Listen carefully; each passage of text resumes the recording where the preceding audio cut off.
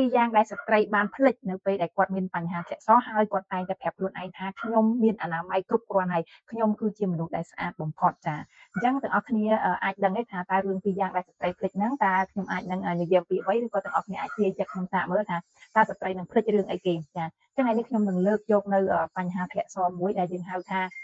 STI ឬក៏គេហៅថា Sexually Transmitted ចា Infection ដែលពាក់ព័ន្ធទៅនឹងទីកុំណាចាទីកុំណាដែលជាប្រភេទនៃ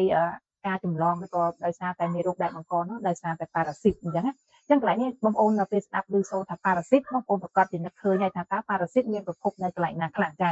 អញ្ចឹងខ្ញុំមិនទាន់លើកឡើង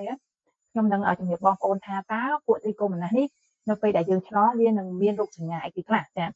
អញ្ចឹងទី1អាចមានបញ្ហាធ្លាក់សចាសម្រាប់ស្ត្រីមានបញ្ហាធ្លាក់សរមាស់ចាហើយឈឺចាប់នៅលើថ្នាក់របស់យើងនេះឈឺចាប់ហើយនឹងមួយទៀតគឺមានអារម្មណ៍ថាឈួលឬក៏មានអារម្មណ៍ថាឈឺចាប់នៅពេលដែលយើងនោមហើយចាអញ្ចឹងឬក៏កំពុងតែនោមមានអារម្មណ៍ថាឈឺចាប់ហើយចំពោះបុរសវិញក៏មានប្រហាក់ប្រហែលនឹងដែរអាចនឹងមានធ្លាក់ទឹករំអិលឬក៏មានការរមាស់ហើយនឹងមានការឈឺចាប់ក្រោយពីនោមដូចគ្នាចាអញ្ចឹងសញ្ញាគាត់ទាំងពីរនាក់នេះមិនទៅជាខុសគ្នាទេបើបងប្អូនមានដៃគូហើយមានសញ្ញាទាំងអស់នេះត្រូវគិតទៅដល់ STI ហើយចា STI ហើយអញ្ចឹងមួយវិញទៀតចង់បកត្រឡប់ទៅប្រាប់បងប្អូនថាខ្ញុំគិតថារឿងពីរដែលបងប្អូនស្ត្រីយើងភ្លេចថាតើបញ្ហា STI នេះចម្លងមកពីណាអញ្ចឹងយើងដឹងហើយថាការចម្លងរបស់វាគឺដោយសារតែពពួកប៉ារ៉ាស៊ីតអញ្ចឹងអ្វីដែលបងប្អូនភ្លេចគឺទឹកមាត់ណាទឹកមាត់ហើយអ្នកគ្រូមិនក៏ទឹកមាត់សោះ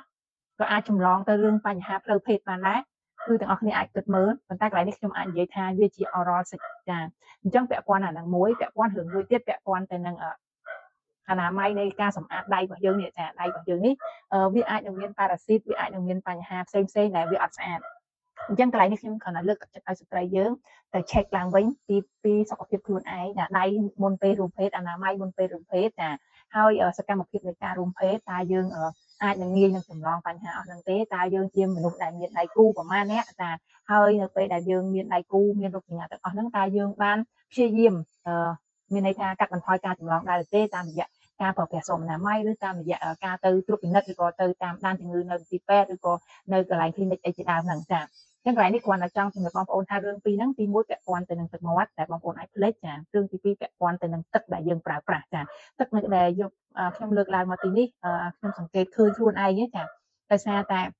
ទី1បើសិនមកបងប្អូនប្រើទឹកម៉ាស៊ីនហើយអត់មានស្តុកទុកទឹកដែលចេញពីរត់មកខ្ញុំជឿថាប្រហែលជាមានចម្រោះអីល្អណាចាតែបើសិនបើបងប្អូននៅផ្ទះជួលចាបងប្អូនមានធុងដាក់ចាខ្ញុំឃើញនៅក្នុងធុងមានតិចច្រើនប្រើធុងដាក់ហើយពេលដែលគាត់ប្រហូរទុកចោលទៅគាត់អត់បានលាងសម្អាតជាប្រចាំវានឹងបង្កើតទៅជាដង្កូវទឹកចាឬក៏មានមេរោគផ្សេងដែលមិនស្អាតគឺនៅក្នុងទឹកហ្នឹងហើយតាមរយៈជួនកាលមានកតិចបាយធ្លាក់ចូលជួនកាលមានដង្កូវទឹកជួនកាលមានស្អីផ្សេងអ្នកខ្លះជួនកាលលាងទៅប្រវត្តិទៅវាត្រូវចូលទៅក្នុងហ្នឹងព្រោះទឹកដែលគាត់ប្រើប្រាស់រាល់ថ្ងៃហ្នឹងនៅក្នុងប្រព័ន្ធតែមួយដាំបាយអាចថាអ្នកខ្លះក៏មានលាងអង្គលាងឆ្នាំងធ្វើម្ហូបអីនៅកន្លែងតែមួយអញ្ចឹងណានេះគ្រាន់តែជាការសង្កេតឃើញរបស់ខ្ញុំឯងប្រសិនបើបងប្អូនមានអ្វីលើសពីហ្នឹងអាចខមមិននៅខាងក្រោមបានចាអរគុណច្រើនជម្រាបលាចា